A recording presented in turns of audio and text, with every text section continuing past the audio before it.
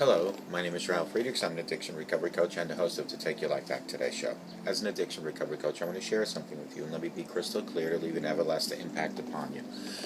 Just imagine being buried alive. You're in a coffin, but you know you're not dead. You don't know how to get out of the coffin. You try lifting the lid, but the enormous weight upon the lid prevents you from opening the lid. You just think you're going to die. You think maybe if I bang on the lid, I'll unsettle the dirt, and somebody might notice the dirt moving and start digging their way down towards me. This is what it's like to feel at the lowest point of alcohol and drug addiction. You know you need help, you know you can't do it on your own, but you don't know where to turn. In reality, you just think somebody has ignored you and you're just going to die. Usually, though, you don't think about death when you're habitually abusing drugs and alcohol. In order to feed an addiction, you have to be great at repressing the fear of death. I often ask you, my audience, did it ever cross your mind while you're abusing drugs and alcohol that maybe, just maybe, you might overdose and take something away that God has given you called life? With this, let me leave one last thought. Don't be like the person that went to their grave without seeking any help whatsoever. They never picked up the phone. They never seek counseling. Instead, you be the better person. Pick up the phone and call me at 844-405-HELP. I promise you I'll help you take your life back, for your life is gone. People like Larry, guys who have over 30 years experience as an addiction recovery coach and a life coach, they can help you also. Give them a call at 516-458-2741 or go to www.odysseyconsult.org. Larry, guys, and I always tell folks like you, it doesn't matter where you've been, it doesn't matter where you came from. What matters most is that you're here today looking for a better tomorrow. Call Larry, 516-458-2741. Larry Geis from the Geis Academy. Folks, I want to remind you, each and every night when you take your slippers off before you jump into bed, instead of just leaving by the edge of your bed, stick them under your bed, way under. That way in the morning, when God allows you to wake up to see that beautiful stream and the waterfall behind me, and you look outside and you hear the birds chirping, get on your knees to get those slippers, because they're under your bed. You left them there. While you're on your knees, ask God for guidance and direction. Ask God for mercy and forgiveness. Thank God for having a home, for having a family, for having health, for having clothing and food. Do this each and every night. Stick your slippers under the bed, and then each and every morning, get on your knees to retrieve those slippers and have your personal chat line with God.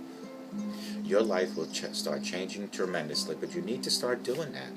And you have to do it consistently. At night, slippers under the bed. In the morning, get on your knees and retrieve them and pray to God. I call this need mail, K-N-E-E mail. Your personal chat line between you and God. Now put those slippers on, my friends, and walk with God 24/7.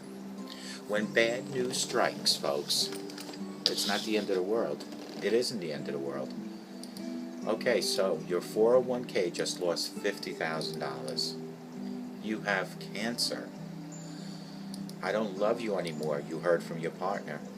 Those words can cause your adrenaline to start pumping in your mind, to start racing to the worst case scenarios in a matter of seconds. That fight or flight response can kick in pretty quick. Maybe you've heard these particular words said to you, but no one is immune to receiving a piece of bad news at some point in their life. Let's go down a little bit. So how do we process whatever it is that we need to process and then move on to deal with the issue at hand? How can we make sure that not to let the pieces of bad news we receive define our entire day, our entire life, who we are, or what we are afraid we will become? First and foremost, it's important to stay in the present moment. Breathe. Easier said than done, I know, but it is essential to try to quit and to quiet the mind and the body. When our bodies are under stress, the adrenaline gland secretes the hormone cortisol.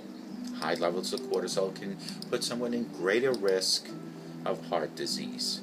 The limbic area part of the brain, which includes the hippocampus and amygdala, hold different forms of memory, the facts and emotions that are part of our history. Earlier traumas can be revived on a physical and emotional level. Try to calm yourself down as hard it might be, do you see how I'm talking calmly? Sometimes closing your eyes for a few minutes helps. Focusing on breath, conjuring up a pleasant, non-emotional, charged image. Try it. Even just repeating the word calm over and over can help. Research dating back way to 1960s from Herbert Benson, MD, in his book The Relaxation Response, along with present-day studies, laud the benefits of meditation and exercise as stress reducers that can lower your blood pressure, relax your muscles, and slow your heartbeat. Staying in the present, but becoming more conscious and mindful about how the past may impacting the present reaction is a good first step towards relaxing.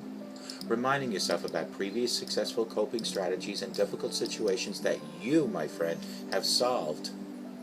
How did you get back on track after suffering from a major setback in the past? Was it talking to others who may have experienced a similar difficulty? Was it gathering more information about the particular problem you are facing?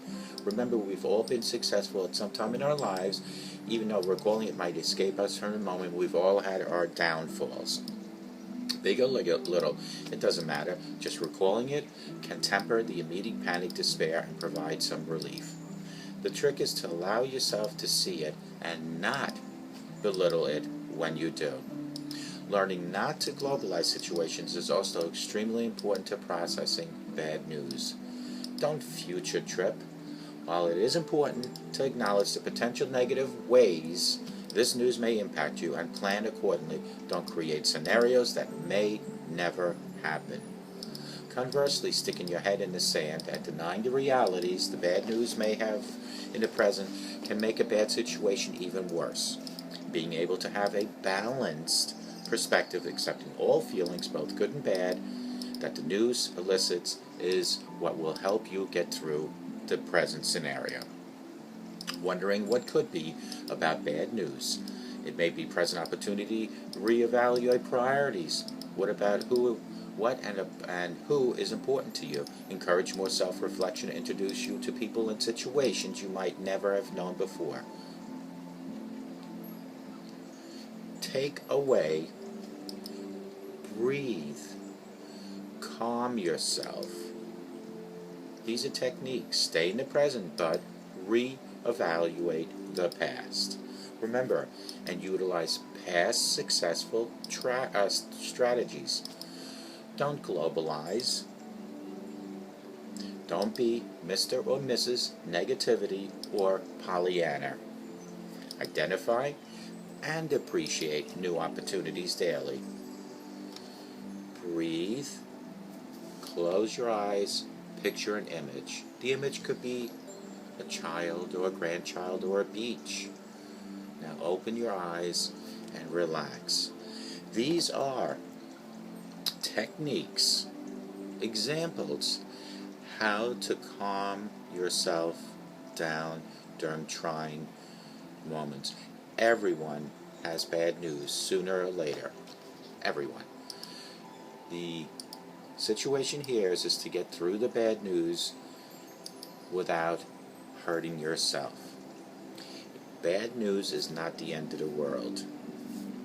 It's the start of a new beginning.